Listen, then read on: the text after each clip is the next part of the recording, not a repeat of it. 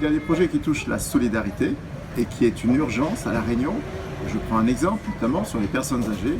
Nous devons de revaloriser les retraites et les allocations des personnes âgées. C'est une exigence, notamment les retraites agricoles. Il faut qu'on fasse un effort considérable là-dessus. Mais il y a des projets qui touchent aussi, par exemple, le fonctionnaire à La Réunion. Le fonctionnariat, lorsqu'il est nommé en métropole, il faut qu'il puisse retourner plus vite. Parce que ça aussi, c'est une exigence. Il y a des familles qui sont déchirées, il faut les recomposer. Mais je voudrais insister sur un projet en particulier, c'est sur l'éducation. Nous avons à La Réunion des difficultés, qui sont des difficultés qui sont très précisément ceux, par exemple, de l'échec scolaire, sur lesquels il nous faut traiter, si on veut sauver les 3000 étudiants qui aujourd'hui s'arrêtent dans leur démarche. Et donc nous devons prévoir un plan d'aide pour ces étudiants. Nous devons mieux accompagner les étudiants qui veulent faire leurs études en métropole.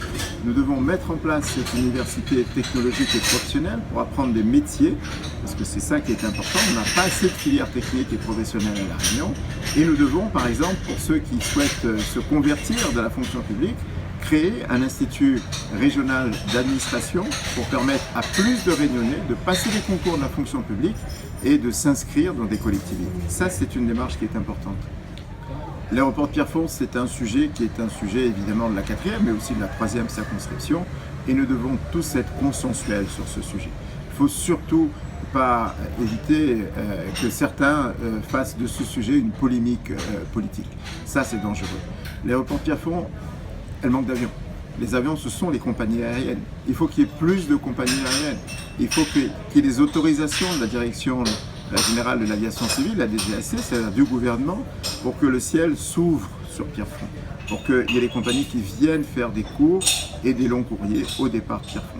C'est à partir de ce moment qu'on peut projeter des aménagements nouveaux, notamment l'allongement de la piste de 1100 à 1400 mètres, ce qui est aujourd'hui déjà étudié, déjà prévu, qui va nécessiter à peu près 70 millions d'euros d'investissement. C'est déjà programmé. Et si nous avons le starter, le coup d'envoi des autorisations de l'État, du gouvernement pour ouvrir le ciel réunionnais, nous ferons de Pierrefonds un aéroport régional, un aéroport de fret, en complémentarité évidemment de l'aéroport de Roland-Garros. C'est ce qu'il nous faut dans le sud. Nous avons un rendez-vous qui est extrêmement important entre le mois de juillet et le mois de décembre de cette année. Ce rendez-vous, ce sont les assises pour l'outre-mer, prévues donc par le président de la République, promis par le président de la République. Nous devons, lors de ces assises, être présents et formuler un certain nombre de directives, de propositions, notamment pour écrire cette nouvelle loi d'orientation pour le développement économique de l'outre-mer qui va durer une dizaine d'années. Il faut pour cela évidemment être en rapport avec l'ensemble des grandes collectivités, faire des propositions d'adaptation de la loi pour que cette loi puisse aider véritablement le tissu local, aider les petites entreprises, les artisans, les planteurs, le tourisme, parce que c'est de là que va repartir le développement économique de La Réunion. C'est un point et un rendez-vous très important.